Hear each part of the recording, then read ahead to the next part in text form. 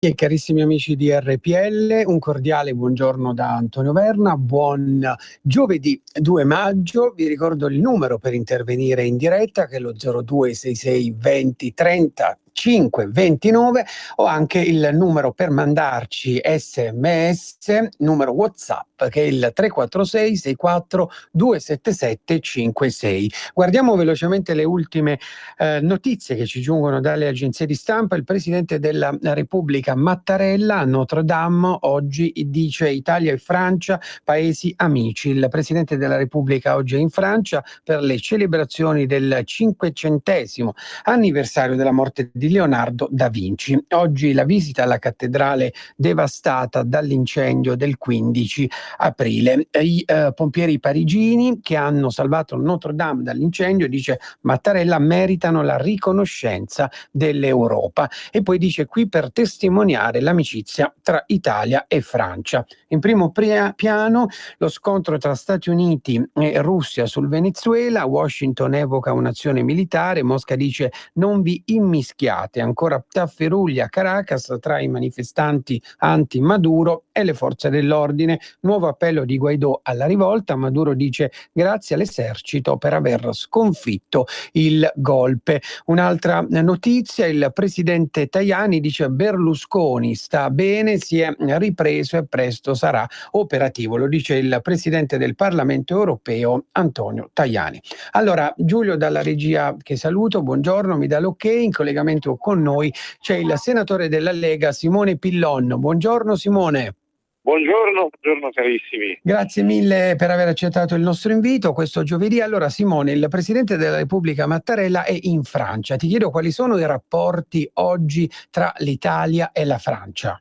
Ma intanto credo che tra il popolo italiano e il popolo francese non ci sia nessuna difficoltà, anzi ci sia una comunione di intenti, perché non dimentichiamoci che i popoli europei hanno sempre saputo trovare, al di là delle loro leadership che non sempre sono state adeguate, una capacità anche proprio di scambio, di incontro, di amicizia, perché fanno riferimento alle comuni radici, che poi sono le comuni radici cristiane che hanno animato il nostro continente. Sì. E quindi al netto degli screzi con una leadership francese che in questo momento preferirei astenermi dal commentare più di tanto, ma c'è un popolo che davvero spinge per una visione sovranista, per un'attenzione alle qualità locali in una visione, ripeto, europea fondata su radici comuni, e sì. Questo è ben manifestato dal consenso che sempre di più sta crescendo anche in Francia. Sì. Sto pensando ovviamente al Front National, alla bravissima Marine Le Pen. Sta crescendo questo fronte che vuole opporsi all'Europa delle lobby, all'Europa dei banchieri, all'Europa della finanza, e invece vuole ritrovare quell'Europa dei popoli che in fondo era nel cuore, certo, dei tre fondatori dell'Unione Europea. Non dimentichiamoci che un conto è l'Europa e un conto è l'Unione Europea, sono due cose ben diverse. Benissimo, senti Simone, invece il ministro dell'Interno Salvini oggi vedrà Orban per intavolare insomma un'alleanza che potrebbe cambiare l'Europa. Le prossime elezioni europee sono alle porte, qualcosa sta per cambiare, no? Sì, la sensazione è che siamo davvero in grado di farcela. Le forze europee che si stanno riconoscendo sempre di più nel progetto comune che porta avanti anche il nostro Matteo Salvini sono ormai sempre più forti, appunto più capaci di voler invertire la tendenza, e certamente l'Ungheria di Orban è stato un paese che ha dato la linea su questo tema.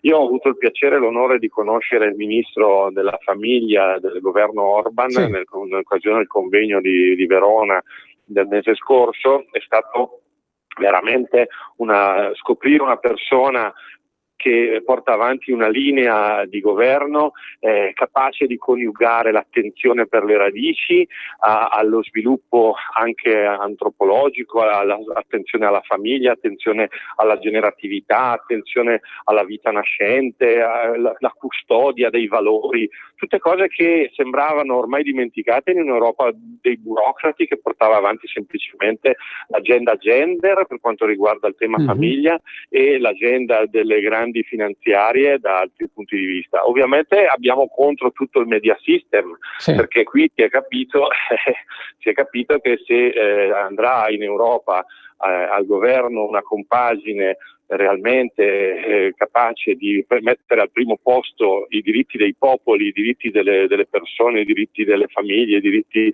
delle comunità locali e di contrastare lo strapotere delle lobby finanziarie globaliste, allora cambierà il mondo. Però credo che proprio questo violentissimo attacco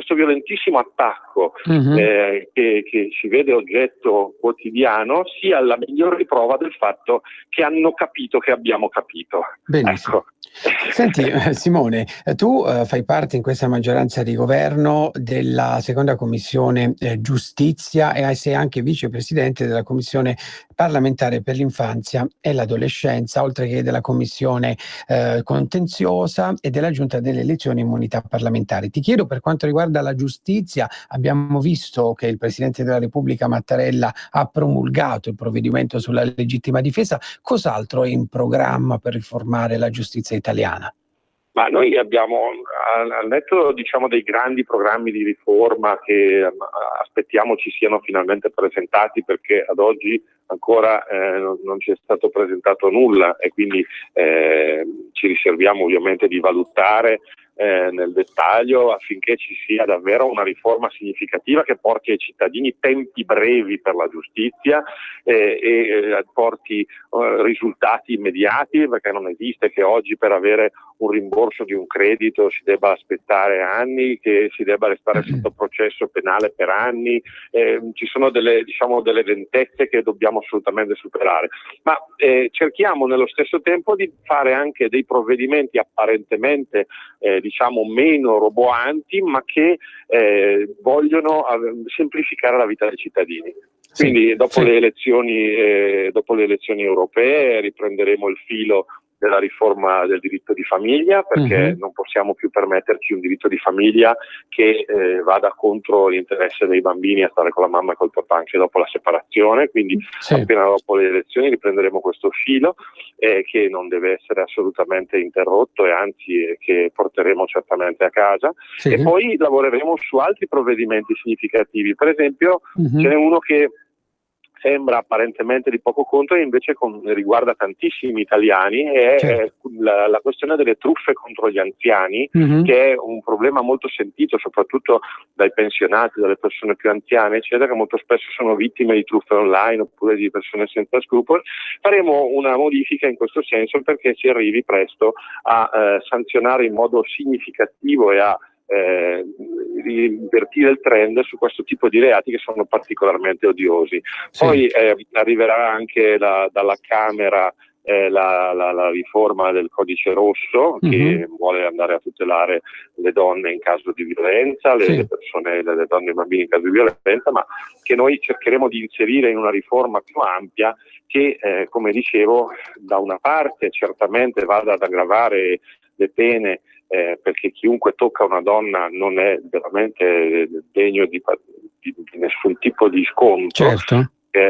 Guai, veramente la violenza contro le donne è particolarmente odiosa. Dall'altra parte non dobbiamo dimenticarci che c'è anche un'altra forma di violenza, che è quella dell'alienazione genitoriale, e che pure è gravissima, perché non si può prendere un bambino e caricarlo contro l'altro genitore. Questo produce dei danni enormi al bambino stesso, danni che poi vengono pagati in età adulta sotto forma di situazioni davvero serie dal punto di vista anche psicologico, in qualche caso si arriva anche al suicidio. Quindi dobbiamo seguire queste partite che sono molto importanti e poi ci saranno altri temi che via via si affacceranno, ma la voglia di cambiare è tanta e la voglia di essere al servizio dei cittadini è altrettanta. Benissimo, senti Simone, come sono i rapporti sia nelle tue commissioni con i membri del Movimento 5 Stelle?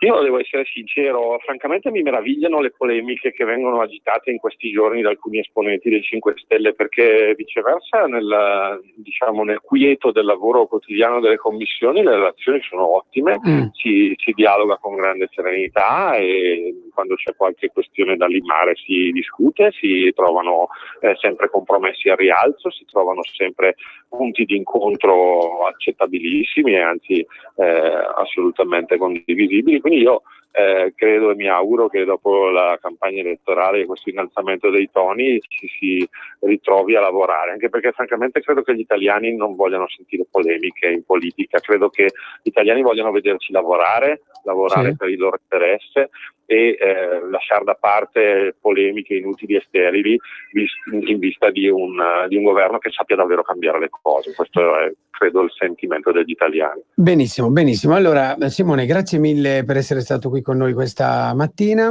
buona giornata e ci risentiamo presto. Grazie a voi e buon lavoro, grazie del lavoro enorme che fate ogni giorno. Grazie mille a Simone Pillon, senatore della Lega. Adesso ringraziamo, io non sentivo da molto, Silvia Covolo, deputata della Lega. Buongiorno Silvia, come stai? Buongiorno a voi. Come stai? Non la sentiamo più. Sì, Silvia, come stai? Io molto bene, a voi? Benissimo, abbastanza bene. Grazie per essere ritornata. Grazie a voi per il vostro lavoro. Grazie per essere ritornata qui in radio con noi. Grazie a voi. Silvia, che cosa mi puoi dire tu che fai parte della Commissione Finanze sulla flat tax? No? Il Premier Conte l'altro giorno ha detto di flat tax se ne parlerà in manovra, la riforma va fatta, il ministro Salvini insiste per questa riforma. Tu cosa ci puoi dire di nuovo? Ma io francamente non comprendo nemmeno le polemiche che sono state fatte per il primo esperimento di flat tax che è stato introdotto a decorrere da quest'anno e che permette a professionisti e a imprese che abbiano conseguito ricavi o percepito compensi fino a 65.000 euro di beneficiare di questa tassa piatta con aliquota fissa al 15%. È pur vero che non dà la possibilità di effettuare detrazioni, ma per coloro che non hanno grandi costi nella conduzione del proprio studio o della propria azienda rappresenta comunque un vantaggio. E abbiamo previsto a decorrere dal 2020 un'imposta sostitutiva del 20% per coloro che percepiscono ricavi o compensi da 65.000 a 100.000 euro. È una misura che finora riguarda lavoratori autonomi, professionisti e imprese, ma che Matteo Salvini vuole estendere anche a dipendenti e ad altre categorie produttive.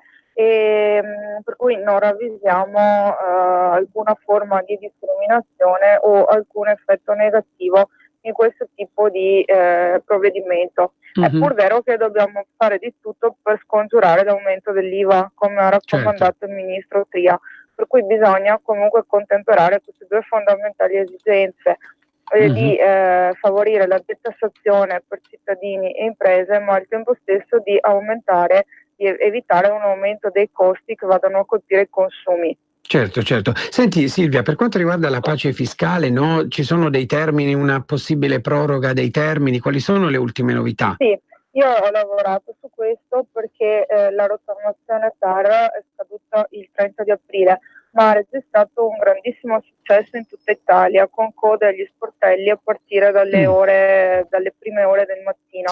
E tanto che i dipendenti dell'Agenzia delle Entrate in alcuni casi sono stati costretti ad allontanare la folla negli orari di chiusura e mi hanno fatto presente questa problematica i miei cittadini. Io ricordo che sono della provincia di Vicenza e Matteo Salvini si è impegnato a favorire una riapertura dei termini. Non sappiamo se potrà avvenire sotto forma di emendamento al decreto crescita, che è stato pubblicato in Gazzetta Ufficiale 2 giorni fa, oppure se sarà necessario un provvedimento normativo ad hoc. Ma vogliamo favorire nel maggior modo possibile i contribuenti che vogliono sanare pacificamente la propria posizione con il fisco, conseguendo quindi dei benefici in termini di risparmio fiscale. Benissimo. Senti Silvia, si è parlato nei giorni scorsi di autonomia. Questo provvedimento quando potrebbe arrivare nel Consiglio dei Ministri? Ecco. Io mi auguro che arrivi molto presto, perché come deputato eletto in Veneto mi sento pienamente responsabile rispetto a questo tema. Il presidente Zaia nel 2017 ha indetto un referendum che ha visto partecipare oltre il 90% dei veneti che si sono espressi a favore dell'autonomia, e giustamente Zaia ha fatto presente che non potrà arrivare alle prossime elezioni regionali nel 2020 senza aver conseguito questo importante obiettivo. I cittadini la chiedono, l'autonomia la chiedono con insistenza. È pur vero che al momento è una partita sul tavolo del governo e non in Parlamento, e non comprendo i 5 Stelle, in particolare Di Maio, che sostiene che l'autonomia vorrebbe a creare a distinguere i cittadini e a dividere l'Italia tra un'Italia di serie A e di serie B. Lo spirito non è questo, il senso deve essere quello di devolvere agli enti locali e alle regioni la possibilità di gestire le risorse che introitano nei rispettivi territori. Penso che questo rappresenti una grande forma di responsabilità, perché dovranno rendere conto direttamente ai cittadini in loco di come viene impiegato il gettito fiscale. La gestione centralistica invece fa venire meno questo tipo di controllo, perché tutte le risorse vengono incamerate da Roma, che poi le redistribuisce. Io penso che l'autonomia possa conseguire un beneficio non soltanto per i Veneti, possa comportare un beneficio non soltanto per il Veneto, ma anche per tutte le regioni e tutto il scenario che i limiti della Costituzione l'hanno richiesta. Ricordo che l'hanno richiesta anche la Lombardia e l'Emilia Romagna, e attualmente stanno pensando anche molte regioni del centro-sud. Per cui, ripeto, è una misura prevista dall'articolo 116 della Costituzione e non vedo ostacoli nella sua concezione. Benissimo. Sicura. Senti Silvia, questi giorni o anche la prossima settimana, qual è il programma, no, in discussione alla Camera e nella tua Commissione Finanze? Noi oggi approveremo la proposta di legge che prevede il reinserimento delle scuole, proprio per favorire una conoscenza diretta delle istituzioni. Sì, Silvia, non ti sentiamo più, chiediamo poi dalla regia. Pronto? Niente, non sentiamo più, chiediamo poi dalla regia se Giulio riesce a ripristinare il collegamento. Guardiamo una notizia di cronaca di ultima ora: accoltella a morte la moglie e si uccide, l'omicidio-suicidio a Vigevano davanti alla figlia undicenne. Ha accoltellato a morte la moglie di 38 anni e poi si è tolto la vita sparandosi con la pistola d'ordinanza. L'omicidio-suicidio è avvenuto la notte scorsa, poco prima di mezzanotte, in una abitazione di via Ivrea a Vigevano. Il protagonista è un finanziere di 55 anni in servizio alla Compagnia di Corsico. La coppia aveva una figlia di 11 anni che era in casa al momento dei fatti. Da quanto si è appreso, l'uomo era molto geloso e non accettava l'intenzione della donna di separarsi. Sulla vicenda indaga la polizia di Vigevano. Abbiamo ripristinato il collegamento con Silvia Covolo. Allora Silvia, scusami. Sì. Scusatemi, voi ero in galleria in treno, ed è caduta la linea. E vi stavo dicendo che la prossima settimana è calendarizzata in aula la proposta di legge che mira a ridurre il numero di parlamentari, sia alla Camera che al Senato, per arrivare ad un totale di 400 deputati e di 200 senatori. E inoltre dovrebbe approdare in aula anche la legge sulle semplificazioni fiscali, sulla quale ha lavorato la mia commissione, proprio per favorire il contraddittorio tra il cittadino e il fisco, ed evitare a carico del cittadino stesso sanzioni tributarie oppure contenziosi con il fisco. e miriamo a ridurre il numero di scadenze a carico dei cittadini e dei professionisti, anche per comprimere appunto i costi di spese professionali che i cittadini devono sostenere. Benissimo. Senti Silvia, un'ultima domanda, vorrei chiederti sulla legittima difesa. Sei stata contenta dell'approvazione di questa legge? Assolutamente sì, anche perché vedo un grandissimo riscontro a livello territoriale. Abbiamo organizzato vari convegni su questa tematica con una forte... Ecco, va bene. Silvia?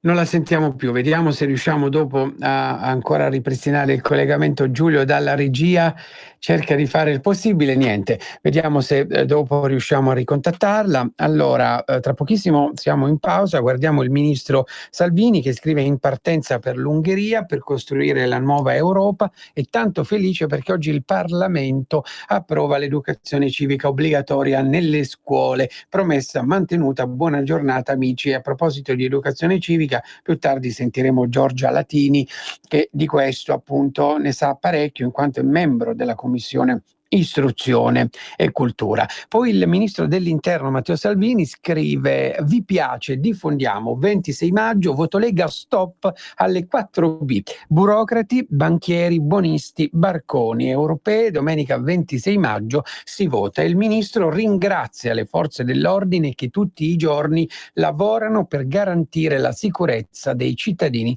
per bene, scrive il ministro Salvini. L'hanno fatto pure il 1° maggio anche in situazioni difficili come a Torino, ed è grave che alcuni politici locali se la prendano con la polizia anziché con i violenti. E poi il ministro scrive: stiamo preparando una legge per raddoppiare le pene a chi maltratta gli animali, giù le mani da loro e guai a chi li abbandona. Allora adesso andiamo in pausa, una brevissima pausa pubblicitaria e subito dopo con altri ospiti.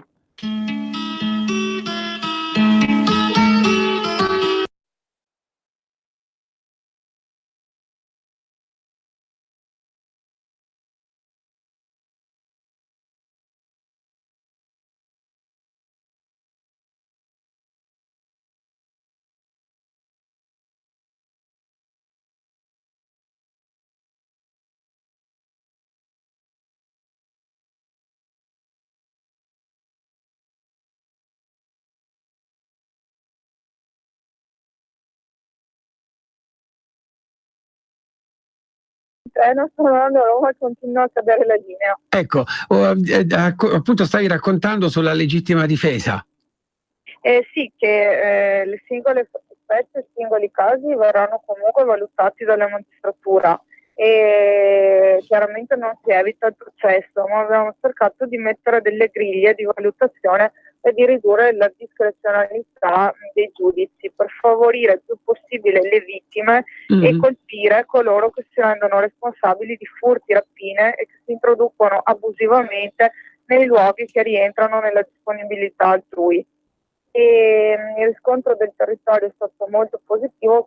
Non so se abbiate sentito prima quando ho detto che ho organizzato numerosi convegni che hanno visto una forte partecipazione di pubblico. Insieme con il decreto sicurezza si tratta di uno dei più importanti provvedimenti di questo governo giallo-verde. Benissimo, allora Silvia, ti lasciamo, buon viaggio, stai andando a Roma, giusto?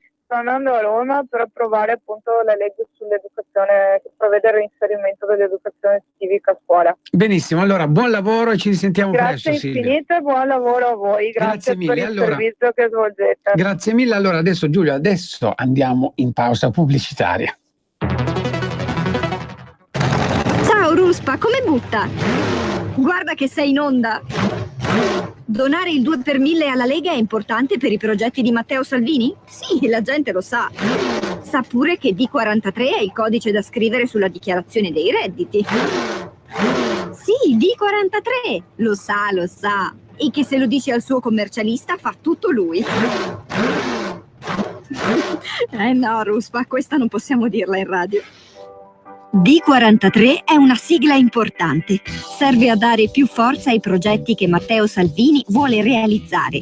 Quest'anno il 2 per 1000 donalo alla Lega di Matteo Salvini. Dillo al tuo commercialista. Donare il 2 per 1000 alla Lega è un'ottima azione. www.2per1000lega.it Messaggio per tutti gli imprenditori, gli artigiani, i commercianti, i liberi professionisti. Hai un'attività? Dei prodotti da promuovere? Prova la pubblicità sulla nostra radio. Radio Padania ha preparato per te una grande promozione per aiutarti a sostenere la tua attività a tariffe davvero straordinarie. Informati, vedrai che si può fare. Mandaci una mail all'indirizzo spot@radiopadania.net. Con Radio Padania si può fare. In molti ci invidiano e ci odiano perché siamo ancora liberi.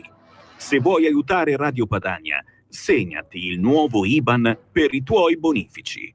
IT 89R 08453 01602 000 000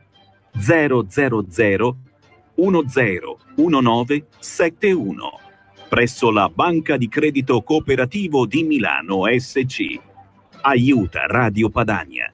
Diventa nostro editore. IT 89R 08453 01602 000 000 10 19 71. Allora, rieccoci carissime amiche e carissimi amici di RPL. Al telefono con noi in questo momento il sottosegretario all'ambiente, per l'ambiente, Vania Gava della Lega. Buongiorno Vania. Buongiorno a voi. Grazie mille come al solito per aver accettato il nostro invito. Allora Vania, ieri 1 maggio, giornata di proteste un po' in tutto il mondo. Allora ti chiedo, a Parigi cosa è successo? A Parigi c'è la questione dei gilet gialli che la questione non si è ancora chiusa e non può più essere considerato un evento sporadico. Sì. Condanno comunque sempre le violenze, ma se Macron ogni sabato e ogni occasione buona si trova a Parigi, ferro e fuoco, io credo che comunque una riflessione vada fatta. Certo. È il leader meno stimato di tutti, solo un giornalista come Fazio si genuflette di fronte a lui. Io invece credo che debba veramente fare una riflessione su quello che sta succedendo nel suo paese. Benissimo. Invece spero soprattutto per gli amici francesi che anche per loro con il voto delle europee possano ritrovare unità e soprattutto serenità. Ecco, oggi il Presidente della Repubblica Mattarella è in Francia proprio per ricucire i rapporti tra Italia e Francia. Secondo te come sono questi rapporti, anche in vista di queste elezioni? Noi stiamo con il popolo francese, siamo con i francesi e ribadisco, spero proprio in un'unità di intenti il 26 maggio in questa grande appuntamento elettorale per l'Europa. Sì, senti Vania, poi anche in Italia, ieri 1 maggio ci sono state delle proteste, a Torino c'è stata la protesta dei Notav, come è andata? Che cosa è successo anche a Torino? Ma allora, innanzitutto c'è da chiedersi una cosa, cosa c'entravano le tematiche Notav in quel corteo? E comunque c'è chi ancora continua a soffiare sul fuoco del dibattito, sì Tav, no Tav, creando false aspettative e soprattutto esacerbando gli animi. Sì, TAV poteva avere un senso perché comunque se stiamo celebrando la giornata del lavoro e quindi la dignità dell'uomo che può lavorare, quello crea lavoro. Al di là di tutto, anche qua io non sono assolutamente per le violenze e ringrazio come sempre i ragazzi delle forze dell'ordine che hanno scelto di separare giustamente il corteo dei Notav a quello dei lavoratori. Sì, certo. Invece in Venezuela ancora scontri, no? Il presidente Trump dice sono aperte molte opzioni, alcune molto severe, cresce poi la tensione tra gli Stati Uniti e la Russia. Ci puoi spiegare insomma quali sono i motivi di quello che sta succedendo lì in Venezuela? Ma allora, è chiaro che stiamo parlando di un paese tra i primi nella produzione di petrolio, quindi io capisco, non mi stupisco delle posizioni differenti tra le grandi potenze mondiali. Guaidó è il legittimo presidente del Venezuela ai sensi della loro Costituzione, Sì. e quindi insomma si facciano le elezioni democratiche per il popolo venezuelano, tra cui ricordo tantissimi italiani di origine italiana sono lì in Venezuela. Sì. Senti, Vania, per quanto riguarda invece l'Italia, no? Il presidente della Camera, Fico, interviene spesso sul caso Regeni. La Camera ha istituito una commissione d'inchiesta. Come andrà a finire questa storia qui? Allora, la vicenda di Regeni è una vicenda orribile. Parliamo di un ragazzo torturato che ha perso la vita, un ragazzo italiano ovviamente, e quindi insomma è giusto avere chiarezza e chiedere chiarezza. Il Parlamento ha votato l'istituzione di una commissione d'inchiesta e siamo convinti che sarà un valido supporto al lavoro di magistrati e di intelligence. Ho visto che ha rilasciato parecchie dichiarazioni il Presidente della Camera.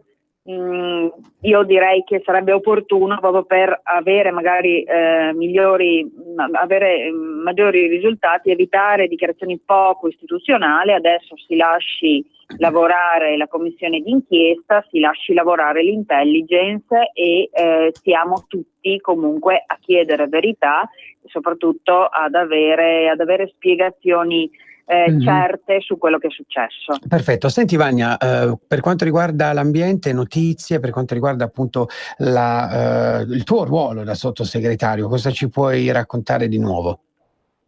Allora, stiamo facendo delle belle cose anche in collaborazione con le commissioni di Camera e Senato. È stata presentata una PDL sull'uso responsabile del suolo, un'altra per il recupero e la bonifica di tutti quei centri, anche le periferie che insomma devono essere quegli spazi che possono essere recuperati e riutilizzati, così otteniamo la soluzione, otteniamo il doppio risultato, quello di non avere zone degradate e di riutilizzare una parte di suolo.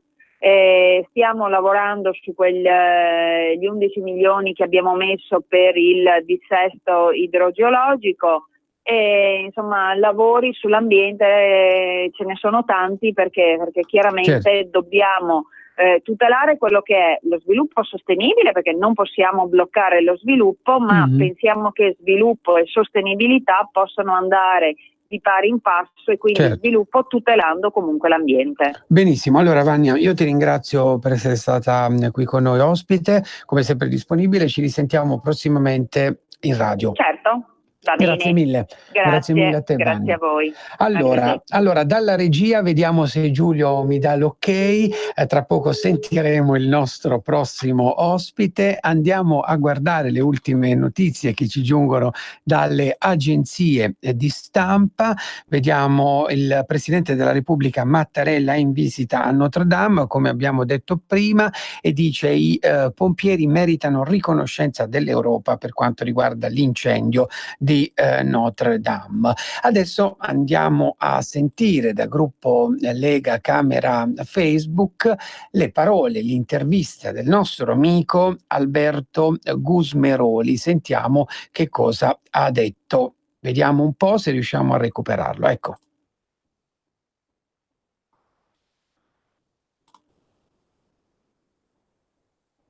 Niente, non riusciamo a sentire le parole di Alberto.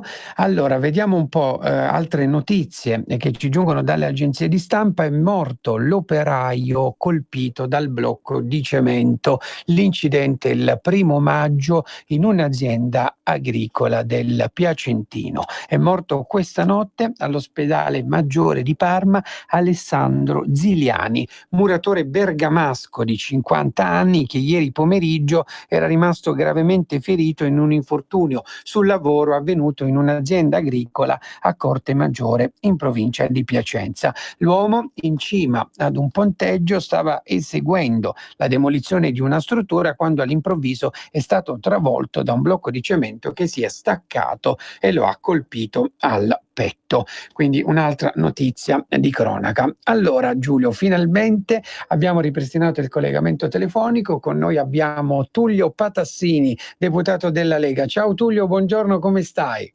Ciao Antonio, buongiorno a te e a tutti gli ascoltatori di Radio Padania Libera. Finalmente ci risentiamo dopo tanto tempo. Allora Giulio, raccontaci un po' novità dalle Marche, quali sono?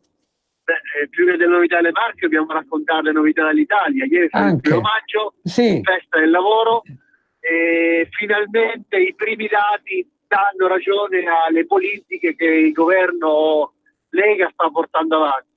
Cala la disoccupazione giovanile e aumenta la produzione industriale.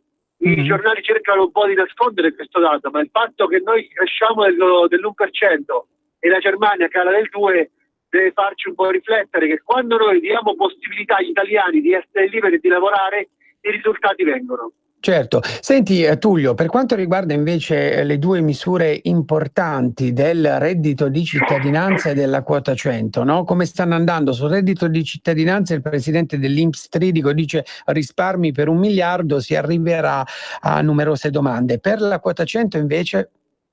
In realtà guarda, la quota 100 siamo a 140.000 persone che hanno deciso volontariamente di lasciare il mondo del lavoro. Sì. E su una platea prevista di maggiori. Quindi la cosa fondamentale è questo. Punto 1, che non è vero che non serviva a nessuno. 140.000 persone già hanno detto io vado a casa perché poi ne parleremo. Punto 2, non è un obbligo. Cioè ciascuno liberamente può decidere io continuo a lavorare perché sto in salute, perché sto in forma, perché devo aiutare la famiglia, perché così via, e lavoro. Ma 140.000 persone che lasciano il posto di lavoro, quanti giovani potremo assumere? Certo. Benissimo. Senti Tullio, per quanto riguarda invece questi brutti episodi di cronaca di violenza sulle donne come quello dell'altro giorno a Viterbo, no? Tu che ne pensi? La violenza sulle donne, come qualunque tipo di violenza, ma sulle donne in modo particolare, va condannata senza se e senza ma, in maniera chiara, netta e decisa. La Lega è sempre stata attenta ai diritti, in particolare delle donne, soprattutto in situazioni efferate, tipo, e scusate se ho sul termine forte, ma è un termine giuridico, in caso di stupro. Cioè lì viene violata non solo la persona nella sua fisicità, ma anche la persona in quanto persona umana, che è ancora peggio. Cioè viene violata la libertà di una donna che liberamente si sente proprio colpita nel più intimo dei propri sentimenti. Quindi è una cosa veramente bruttissima e quindi è giusto qualunque tipo di misura, qualunque essa sia, che vada a debellare, a combattere e a sanzionare questo tipo di delitto efferato. Benissimo. Senti, delitto in senso giuridico, chiaramente. Certo, senti Tullio, volevo farti una domanda sulla Libia, no? Perché leggo dall'Ansa.it purtroppo il bilancio dei morti sale a 400, 105 i bambini, oltre 2000 feriti, dicono i medici, 60 minori scomparsi e fosse comuni. Oggi cosa sta succedendo? Ecco. La Libia stiamo pagando evidentemente le conseguenze scellerate delle politiche di Obama e di Sarkozy, che hanno voluto destabilizzare un paese che in realtà destabilizzato non era. È stato un po' la primavera della primavera araba. Ma non è che togliendo le cose abbiamo risolto qualcosa, anzi, quando lo diceva la Lega era vero e le conseguenze sono sotto gli occhi di tutti. Sì, benissimo. Senti, alla Camera oggi si approva la legge sull'educazione civica, giusto? Sì, stiamo votando la legge sull'educazione civica perché è importantissimo. Sì, non lo sentiamo più. Scusa? Sì, ti sentiamo a tratti, ecco, è caduta la linea. Allora Giulio, sentiamo da gruppo Lega Camera, vediamo se tutto va per il meglio, il sottosegretario al lavoro Claudio Durigon. Niente, oggi non va. Vediamo un po' se riusciamo. Niente. Allora, vediamo se riesce a ripristinare il collegamento con Tullio Patassini. Intanto interviene il ministro Moavero e dice emettere titoli di debito per aumentare il bilancio. Vediamo cosa dice il ministro Moavero. Una nuova risorsa propria per il bilancio della Unione Europea può essere rappresentata dall'emissione di titoli di debito europeo. Lo ha affermato Enzo Moavero Milanesi, ministro degli esteri, intervenendo all'apertura della conferenza europea The State of the Union a Firenze. Tutti gli stati, ha aggiunto, tutte le imprese, quando fanno acquisti maggiori prendono un finanziamento. Perché l'Unione Europea non potrebbe fare altrettanto, dice il ministro Moavero.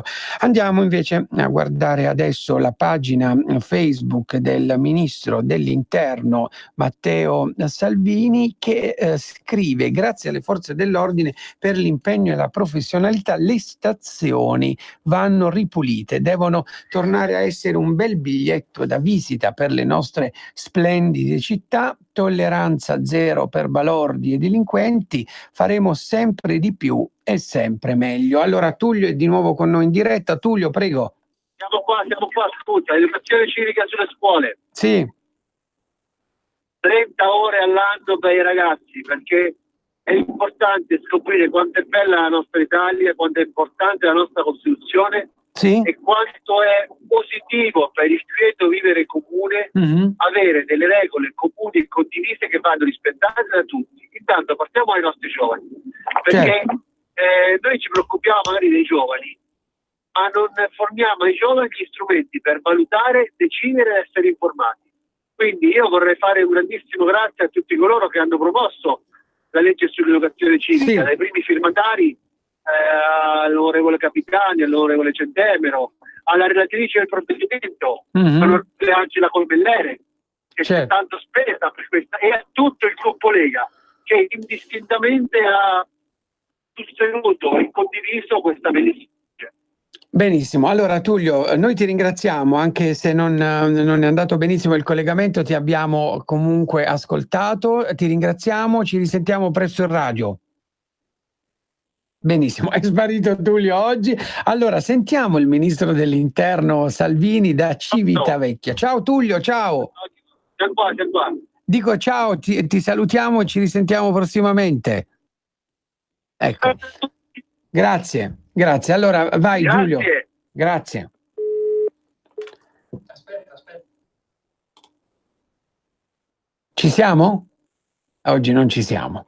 Allora vi ricordo comunque il numero per intervenire in diretta, che è lo 0266 20 35 29, oppure potete mandarci un SMS al 346 64 277 56. Intanto, scorrendo sempre la pagina Facebook del ministro Salvini, grazie dell'accoglienza, scrive il ministro Salvini a Tarquinia, poi dice: questi sono i sondaggi che preferisco, guardate che accoglienza, alla faccia dei soliti rosiconi. Buonasera da Civitavecchia, scrive il ministro, che ieri è stato per una serie di comizi nel Lazio. Allora vediamo Giulio se riusciamo oggi, non riusciamo oggi a farvi sentire un po' degli interventi del ministro Salvini.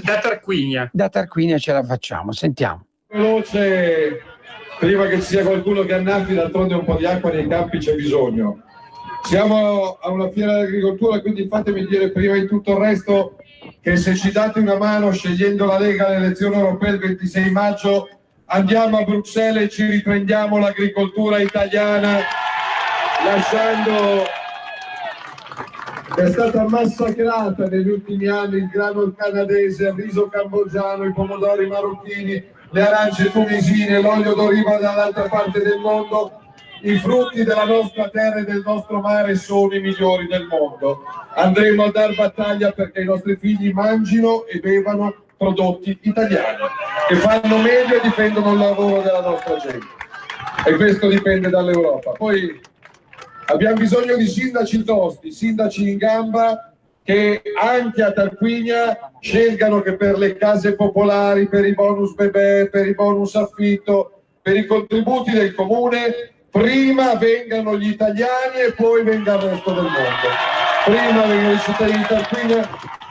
Siamo abituati a sindaci di sinistra per cui vengono prima i Rom, vengono prima i richiedenti asilo, e viene prima Tizio, e viene prima Caio. Per noi vengono prima gli italiani in difficoltà, e per questo sono orgoglioso di quello che in questi mesi di governo abbiamo fatto, in questi metri che mi hanno separato, metri di affetto, belli sudati ma belli caldi. Mi sarebbe piaciuto vedere in passato Renzi in mezzo a tutta questa gente, come sarebbe arrivato, però questo è il passato, guardiamo al futuro. E ho trovato tanta gente in questi 200-300 metri che mi ha detto grazie per aver smontato quella schifezza della legge Fornero e andare in pensione. Diritto alla pensione, diritto al lavoro. Oggi è la festa dei lavoratori. C'era la sinistra in piazza, c'erano i sindacati in piazza. Dove erano la sinistra e i sindacati quando venivano approvati la legge Fornero e il Jobs Act che rubava anni di vita di lavoro a milioni di italiani? Bene, questo governo, che per qualcuno è razzista, fascista, nazista, populista, sessista, omofobo, eccetera, eccetera, ha rimesso al centro le donne e gli uomini di questo paese. Diritto al lavoro, via la legge Fornero con tanto spazio di lavoro per i giovani. Pace fiscale, abbiamo permesso a 1,5 milioni di italiani da liberarsi dalla gabbia di Equitalia e stracciare le cartelle esattoriali che li stavano tenendo in ostaggio da troppi anni, pagando il dovuto. Poi sulle tasse io sono convinto che qua ci siano artigiani, partite IVA, commercianti, piccoli imprenditori che già da quest'anno pagheranno solo il 15% di tasse. L'obiettivo è di arrivare anche dai lavoratori dipendenti passo dopo passo. Non riusciamo a fare tutto e subito, ma abbiamo ben chiaro in testa cosa fare. Poi sulla sicurezza, permettetemi di dire che sono stati mesi impegnativi, difficili, ma con risultati incredibili. Ad oggi, rispetto all'anno scorso, gli sbarchi di clandestini tramite Mediterraneo si sono ridotti del 93%. In Italia si arriva se si ha il diritto e il permesso di arrivare. Altrimenti, tanti saluti amici come prima. Questa settimana il Presidente della Repubblica ha firmato la legge che prevede il sacrosanto diritto alla legittima difesa per chi viene aggredito in casa sua, nel suo negozio, nella sua azienda agricola, nel suo bar. E io ho sentito in settimana l'ultima vittima di rapina, il ragazzo di Monterotondo che si è trovato in casa di notte, ha reagito. Leggevo che su qualche giornale c'era scritto ma avrebbe potuto fare a meno di sparare. Vorrei vedere questi fenomeni di sinistra, se si trovassero uno armato e mascherato in casa propria alle 3 di notte cosa farebbero. Io spero che non capiti mai, né a voi né a me, ma se mi trovo qualcuno di armato e mascherato in casa mia mentre dormono mio figlio e mia figlia, mi muovo io prima che si muova lui, perché è lui che è in casa di un altro, è lui che è fuori posto, è lui che fa il rapinatore. Con tanti saluti al risarcimento ai parenti del povero rapinatore ferito e a follie di questo genere. Riforma della giustizia con tempi certi per i colpevoli e per gli innocenti. Anche chi fa il giudice, se sbaglia, deve pagare, anche come tutti gli altri lavoratori. E poi, per carità, non faccio il giudice, non faccio il magistrato, non faccio l'avvocato, però alcune sentenze ti lasciano senza parole, con l'amaro in bocca. Ieri sera ho dato un colpo di telefono e ho riconfermato tutto l'appoggio mio e di tanti italiani alla mamma di Marco, un ragazzo di 20 anni che è stato ucciso, e la vita di un ragazzo di 20 anni costa 5 anni di galera per qualche giudice. Sono sentenze che mi fanno schifo, perché la vita di un ragazzo di 20 anni non può costare 5 anni di galera. Vediamo. Anche perché io mi metto nei panni dei tanti poliziotti, dei tanti carabinieri che rischiano la vita ogni giorno per andare a beccare lo spacciatore a Tarquinia e poi si vedono lo stesso spacciatore il giorno dopo a spacciare nello stesso giardinetto. È per questo che stiamo presentando come Leganzi, l'abbiamo già presentata, speriamo che il Parlamento si svegli, perché in Parlamento c'è qualcuno che ritiene che poi la droga non faccia così male. Io invece penso che la droga rovini le future generazioni, e io penso che ogni spacciatore debba passare sicuramente velocemente dalla galera. Non può essere preso la sera e uscire la mattina. E su questo vediamo se il Parlamento ci darà una mano, seppure prevarranno quelli del tutti possono fare tutto. Non la faccio lunga, però questa settimana, ad esempio, passerà una legge che costa zero, che però a proposito di scuola sarà importante. Dall'anno prossimo torna materia di studio obbligatoria l'educazione civica sui banchi di scuola, e penso che possa far bene a tante e a tanti. Entro questo mese di maggio verrà approvata dal Senato la legge che accende le telecamere negli asili nido, nelle scuole materne e nelle case di riposo, per difendere bambini, anziani e disabili che da soli non si possono difendere, e quindi ce n'è di roba da fare.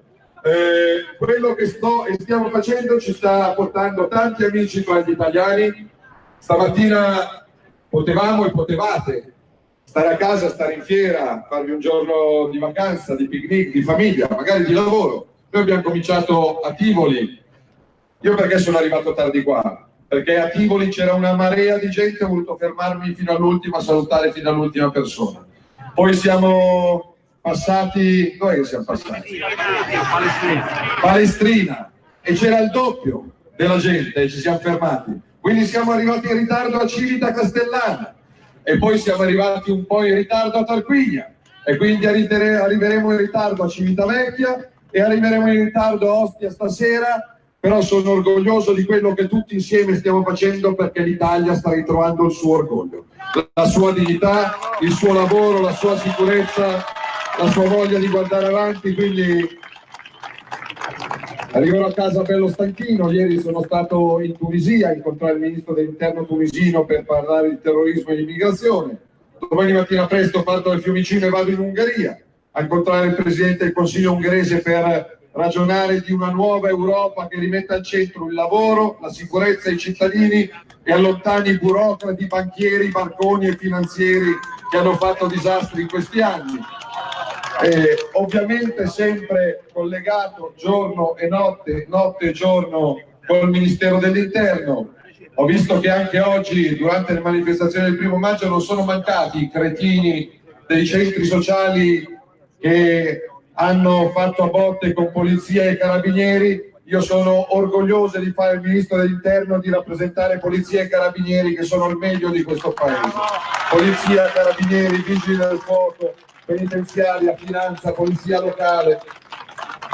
Anche perché poi quando quei cretini dei centri sociali scrivono sui muri sbirri infami, via la polizia, morte ai carabinieri, poi vorrei sapere se vengono scippati, aggrediti o rapinati, chi chiamano? I Fantastici 4, la Fata Turchina, Pippo, Pluto, Paperino.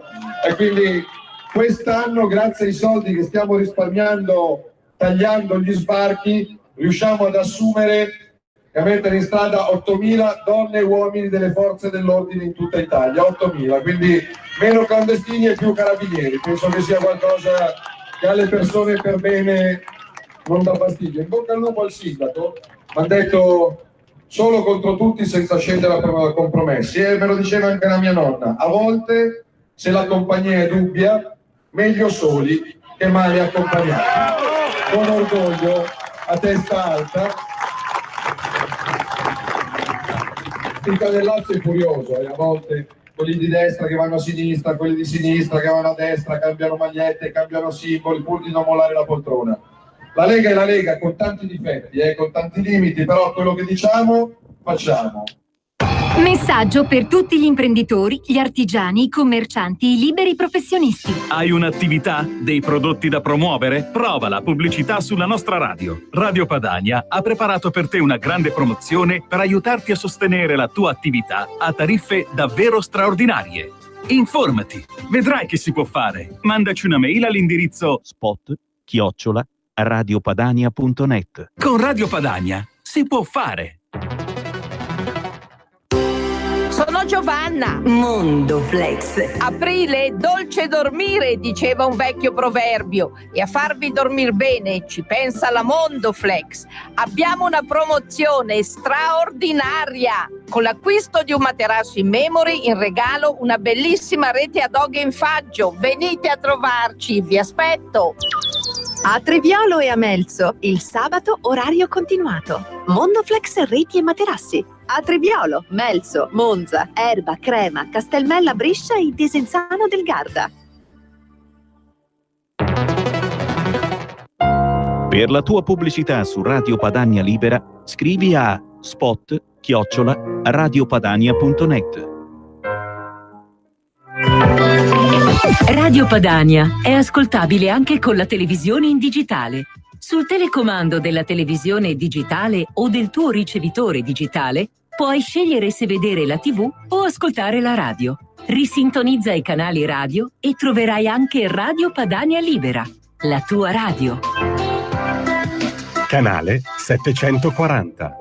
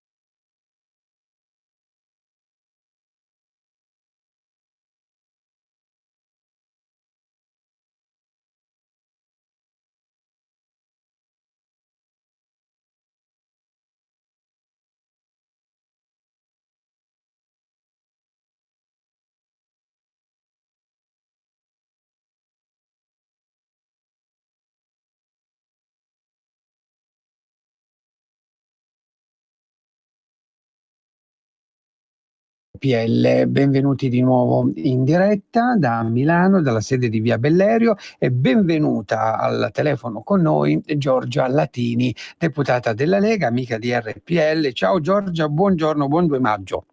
Ciao, buongiorno a tutti, buongiorno. Grazie mille Giorgia. Allora, oggi è una giornata importante, c'è l'approvazione della legge sull'introduzione dell'educazione civica a scuola. Tu che sei membro della Commissione Istruzione e Cultura, raccontaci le ultime novità, quali sono? Allora sì, finalmente oggi approviamo in aula il testo, finalmente, Sì. dopo tanto lavoro in commissione. Ma devo dire che c'è stata convergenza con le altre forze politiche, quindi è stato anche un piacere poter vedere anche come può esserci un dialogo costruttivo comunque quando si parla del benessere del nostro futuro, del benessere comunque dei giovani, quindi sicuramente siamo molto soddisfatti. Io poi faccio parte anche del comitato dei 9, quindi ho seguito tutti quanti i lavori in prima persona. Oggi poi in aula porto anche un ordine del giorno per integrare la proposta di educazione civica, introducendo anche i progetti all'interno appunto dell'educazione civica di educazione emotiva, che sono dei progetti che già le scuole italiane comunque stanno portando avanti, cioè come insegnare ai ragazzi, ai giovanissimi, come gestire le proprie emozioni, perché se impariamo a gestire le emozioni, poi dopo riusciamo anche a contrastare quegli episodi comunque in forte crescita di violenza, di bullismo, e quindi sicuramente abbiamo un approccio più costruttivo comunque alla vita e quindi è secondo me la base, no? Per crescere bene, avere una consapevolezza interiore insomma di sé e capire anche quali sono appunto i nostri stati d'animo. E questa materia addirittura è già obbligatoria in Spagna. E hanno già trovato numerosi benefici, quindi insomma comportamenti migliori con l'insegnante, in classe, tra gli alunni, e quindi vediamo magari di farlo anche qua in Italia. Senti Giorgia, in vista proprio della prossima maturità, no? Altre novità, quali sono? Allora, la prossima maturità sapete che già abbiamo fatto l'esame delle prove dell'esame di Stato, quindi gli studenti ormai già sanno come si svolgerà il nuovo esame, come saranno le nuove prove, e questo penso è la prima volta che si fa nel nostro Stato, dare la possibilità agli studenti di vedere prima come si può svolgere, no, l'esame di Stato, anche perché la motivazione appunto di avere avuto un confronto con gli studenti è proprio appunto quello di migliorarsi, e sicuramente il ministro Pussetti ha dato prova di grande sensibilità e vicinanza comunque al mondo scolastico, ecco, con questo gesto. Ha fatto degli incontri già nelle classi, nelle scuole, proprio per spiegare il nuovo esame, quindi sicuramente ci sembra anche che i feedback dei ragazzi che comunque hanno sostenuto la prova, che magari all'inizio erano spaventati, perché il nuovo, il cambiamento comunque spaventa sempre, però ci sembrano insomma soddisfatti e che quindi avranno, ecco, un approccio più sereno insomma allo svolgimento di questa prova, che poi c'è a breve, insomma, manca un mese e mezzo, quindi ci siamo a quasi. giugno. Allora Giorgia, a proposito di violenza, no? A Manduria è stato picchiato a morte un anziano. Quali sono i motivi secondo te che hanno spinto questi ragazzi a compiere così questo brutto gesto, ecco? Ma è proprio quello del disagio sociale. Noi abbiamo una grande emergenza educativa, sicuramente la scuola adesso è un segnale politico, quello dell'educazione civica, di portare appunto una maggior consapevolezza di educazione nei confronti dei più giovani, però sicuramente è un disagio sociale anche comunque delle famiglie, perché poi la vera educazione si fa all'interno della famiglia, e quindi questi ragazzi che comunque compiono questi gesti atroci sicuramente vivono in un ambiente molto molto difficile, perché si può spiegare solamente in questo modo. Quindi lo Stato quello che può fare è andare incontro alle famiglie, sostenerle, perché ovviamente quando c'è un periodo di crisi economica poi si riflette anche una crisi sociale, una crisi comunque educativa, e è quello appunto che stiamo vivendo, quindi maggiore attenzione alle famiglie, maggiore attenzione comunque all'istruzione, alla scuola. Questo è quello che possiamo fare noi come Stato. Poi dopo sta a ognuno di noi dare il meglio verso i propri figli, perché questo purtroppo poi dopo questi sono i risultati, e dobbiamo cercare in prima persona metterci la faccia ogni genitore, ogni mamma, ogni papà, per trasmettere valori e principi che quando vediamo questi gesti ci accorgiamo che non esistono più. Sì, senti, sulla violenza a Viterbo compiuta da 2 ragazzi su di una 36enne, qual è il tuo commento? E poi questo fine settimana, ti chiedo, il 4-5 maggio ci sarà nelle piazze di tutta Italia la proposta di legge della Lega, no? Per pedofili e stupratori, galera e castrazione chimica, giusto? Sì, infatti vogliamo dare subito un segnale deciso in questo weekend, proprio per contrastare questi atti di violenza anche contro le donne. Ecco, come vedete abbiamo parlato di casi di violenza sempre contro i più deboli, e invece la società deve stare vicino alle persone più deboli, le deve sostenere, le deve aiutare.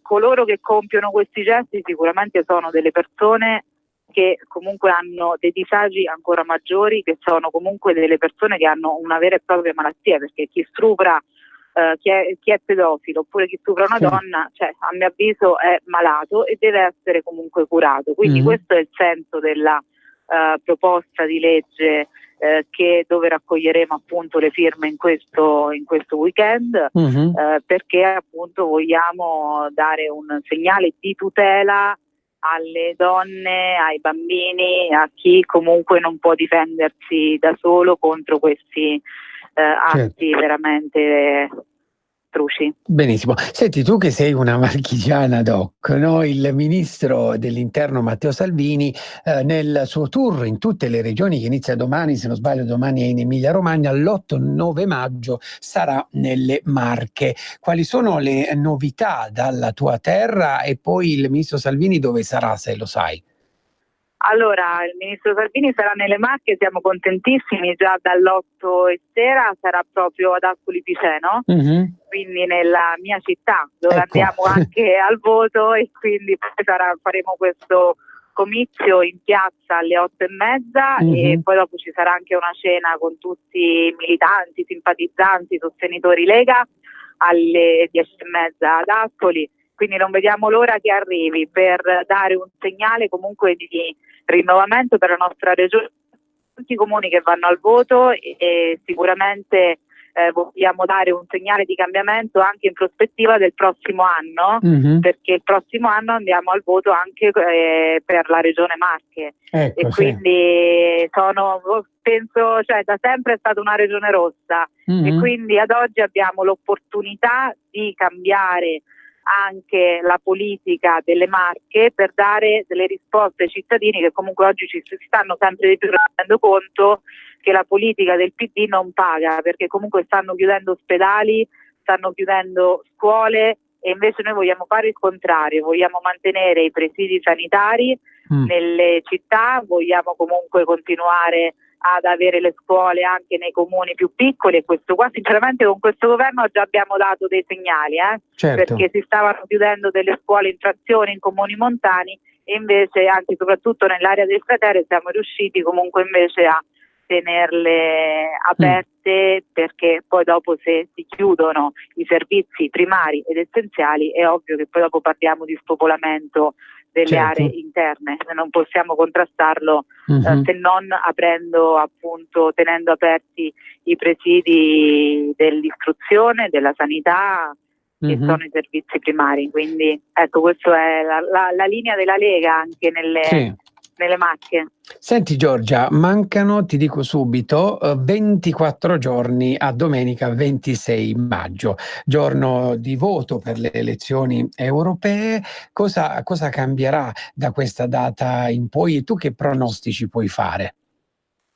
Il pronostico è quello che auspicano tutti quelli che vogliono veramente cambiare questa Europa, e quindi che la Lega riesca veramente a diventare il primo partito in Europa per far sentire la sua voce sempre più incisiva e più forte, e per contagiare anche tutti gli altri stati europei, per creare un gruppo che mette al primo posto gli interessi dei singoli stati, che vuole meno burocrazia, meno burocrati, meno professoroni, ma che tutela gli interessi nazionali di ogni singolo Stato e mette in primo piano le esigenze dei cittadini. Noi appunto diciamo le esigenze dei cittadini italiani, perché spesso veniamo penalizzati proprio dalle politiche europee, come quando parliamo di cibo, come quando parliamo di sanità, cioè noi vogliamo mangiare il nostro cibo sano a chilometro zero, tutelare il nostro Made in Italy, e questo è quello che comunque deve fare l'Europa, e quindi non invece penalizzare le bellezze, insomma le eccellenze dei territori, ma tutelarle e non invece Senti Giorgia, ostacolarle. volevo anche chiederti, per quanto riguarda invece le videocamere negli asili e nelle case di riposo, lì a che punto siamo? Lì siamo a buon punto e abbiamo approvato appunto alla Camera tutto questo. Adesso penso che comunque prima del 26 maggio riusciamo ad approvarlo in Senato. Non so bene la data, però da quello che so che entro comunque il 26 maggio riuscivano a calendarizzarlo in Senato, così almeno diamo il via anche a questa buonissima iniziativa che è sempre per tutelare le fasce più deboli. Tutelare i bambini che sono il nostro futuro e gli anziani. Benissimo, allora Giorgia, grazie mille, ci risentiamo prossimamente in radio, magari dopo l'arrivo del ministro Salvini nelle Marche ci racconterai un po'. Sì, assolutamente, Va bene. assolutamente, con molto piacere. Grazie, buona giornata a tutti. Grazie a te Giorgia, buona giornata. Adesso con noi non sentivamo da molto la professoressa, almeno io non sentivo da molto la professoressa Anna Bono. Buongiorno professoressa. Buongiorno a voi. Allora, purtroppo dobbiamo parlare di temi tragici. Allora, professoressa, nello Sri Lanka cosa è successo? Ricordiamo un po' la tragedia di Pasqua e poi le chiedo perché un figlio di famiglia ricca, no? Cioè è uno jihadista suicida, ecco. lo Sri Lanka, lo sappiamo, il giorno di Pasqua ci sono stati ben 6 attentati messi a segno, 3 in 3 chiese e altrettanti in 3 alberghi della capitale, alberghi a 5 stelle, alberghi molto ben frequentati. Quello che si è scoperto quasi subito è che quasi praticamente tutti, forse salvo 1 o 2, gli attentatori e si parla di attentatori suicidi, appartenevano a famiglie di ceto medio alto. Addirittura 2 fratelli erano figli di uno dei mercanti di spezie più ricchi del paese, altri avevano studiato all'estero, uno in particolare, mi ricordo, aveva studiato ingegneria aerospaziale in Gran Bretagna. Sì. E tra l'altro forse proprio questa situazione economica e sociale ha facilitato li ha facilitati, perché entrare in alberghi a 5 stelle ci sono dei controlli, non è facile, si dà nell'occhio se ci si comporta in modo strano.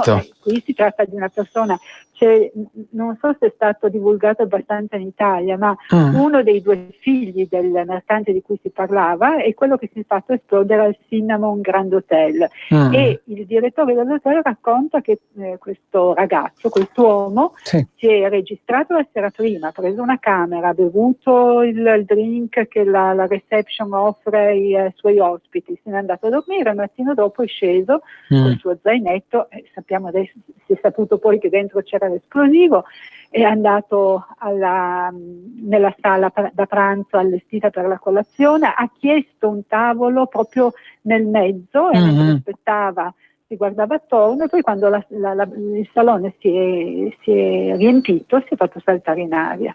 Ecco, una cosa del genere ha del surreale. Perché uno si domanda come effettivamente, ma non è la prima volta che questa domanda si pone, come può essere che una persona ricca, nel fiore degli anni, con prospettive di vita eccellenti, scelga di farsi saltare in aria e quindi di sprecare tutto ciò. Le interpretazioni sono tante, ma ho l'impressione che di tutte le interpretazioni che si danno, nel mondo secolarizzato in cui viviamo si dimentichi quella principale. Si dice che si fa per odio nei confronti dei cristiani, si dice che si fa per 1000 altre cause, e il motivo fondamentale è che queste persone si fanno saltare in aria per fede, perché ritengono, perché sono così profondamente religiosi da credere quello che c'è scritto nel Corano, quello che gli viene insegnato per tutta la vita, e cioè che chi si sacrifica per la guerra santa va in paradiso. Professoressa, lei non so se è mai stata nello Sri Lanka oppure conosce quella terra, che terra è? No, io non conosco lo Sri Lanka, io conosco di più l'Africa. In Asia non ho mai avuto occasione di andare. Benissimo. Professoressa, in Libia un'altra emergenza, no? Quanti sono in pericolo lì di vita? E qui arrivare ai fatti sembra difficile, perché la notizia di qualche giorno fa, che è rimbalzata per ore, è che ci siano circa 800.000 persone che potrebbero, data la situazione conflittuale, data l'insicurezza di questi giorni e di queste settimane in Libia, si appresterebbero a tentare la traversata del Mediterraneo. È una cifra del tutto discutibile, ma nel senso che non ci sono informazioni che avvalorino questa cifra, ma fossero anche solo 50.000. Io credo che il problema vero sia un altro, e cioè chi sono, di nuovo, per l'ennesima volta, chi sono le persone che raggiungono la Libia e cercano di arrivare in Europa. Il nostro governo il 29 aprile ha trasferito in un'operazione congiunta con la Libia, con l'Alto Commissariato delle Nazioni Unite per i rifugiati, 146 rifugiati per l'appunto, tra cui 46 bambini separati per qualche motivo dalle famiglie.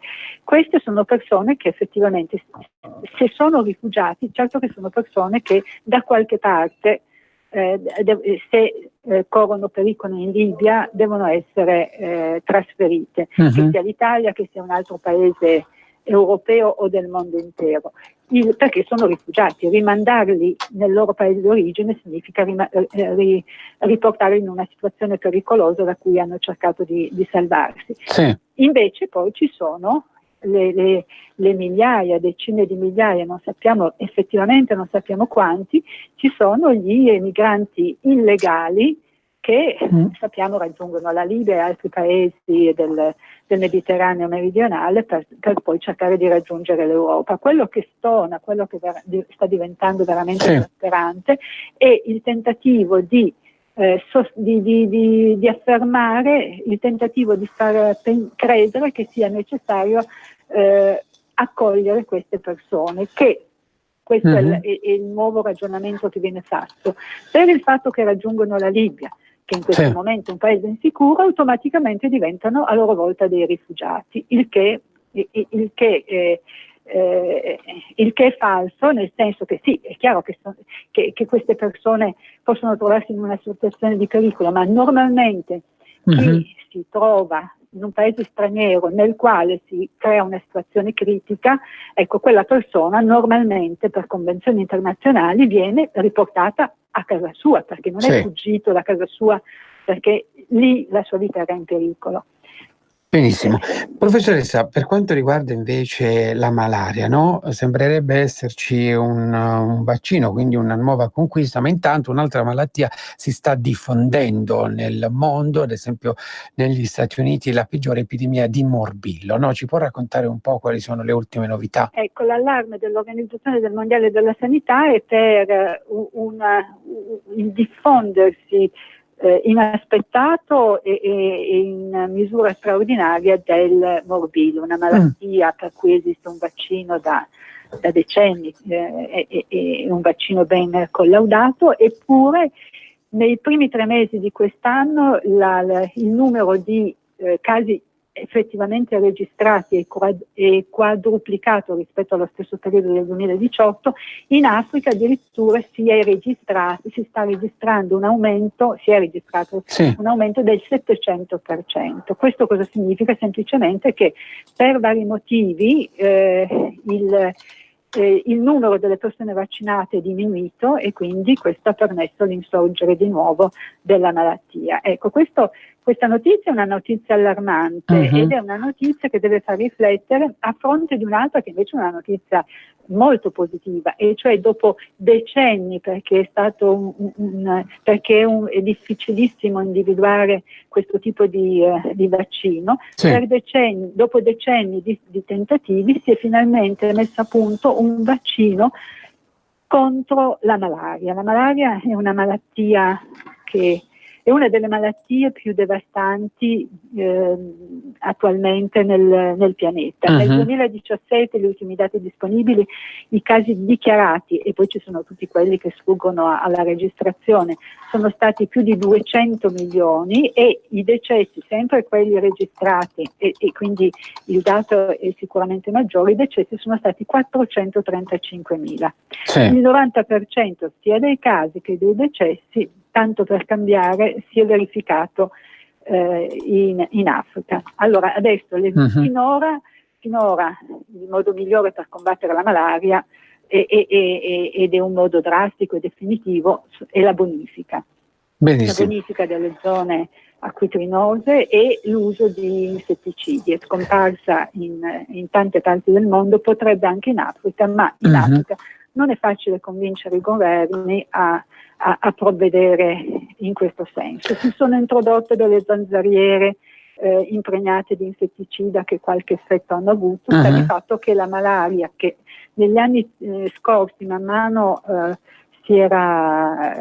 per numero di casi e di decessi si era ridotta, sta sta minacciando di nuovo vasti territori, ripeto, soprattutto in Africa. Quindi la messa a punto di un vaccino, anche se non è così efficace perché sembra che lo sia al 40%, è decisamente una buona notizia, solo che poi i vaccini vanno utilizzati. Le campagne recenti contro i vaccini, che possono avere delle motivazioni in certi contesti, però di sicuro non giovano a far sì che la loro efficacia, la loro somministrazione dia dei buoni risultati. In Africa è veramente vitale, perché 435.000 decessi, in gran parte bambini, è veramente un costo troppo alto. Benissimo, professoressa, grazie mille come al solito delle sue lezioni. Per quanto riguarda prossimi articoli che scriverà? Mi sto occupando e sto seguendo con molto da vicino una vicenda, quella di un padre carmelitano, Aurelio Gazzera, in Repubblica Centrafricana, che ha iniziato una battaglia personale contro lo sfruttamento e l'esportazione illegale di oro in Repubblica Centrafricana. In Repubblica Centrafricana si combatte, la situazione sociale ed economica è disastrosa da anni. Quello che non si ferma è la corruzione, il contrabbando, lo sfruttamento illegale di risorse preziose. Ecco, questo padre Aurelio Gazzera, italiano, cuneese di origine, ci sta provando. L'altro giorno, solo per aver preso alcune fotografie di alcuni siti dove si sta oltretutto devastando l'ambiente per estrarre oro, e sono i cinesi a farlo, è stato arrestato e ha rischiato grosso. Ecco, questa è una delle storie africane che sto seguendo. Benissimo. Allora, professoressa, grazie mille, ci risentiamo prossimamente in radio, buona giornata. Buona giornata a voi e grazie, arrivederci. Grazie mille. Allora, chiudiamo un attimo con un post del Premier Conte che scrive: un vecchio amico che ha un negozio di ottica mi ha inviato un messaggio informandomi di avere venduto un paio di occhiali da vista ad un signore che ha utilizzato la carta del reddito di cittadinanza.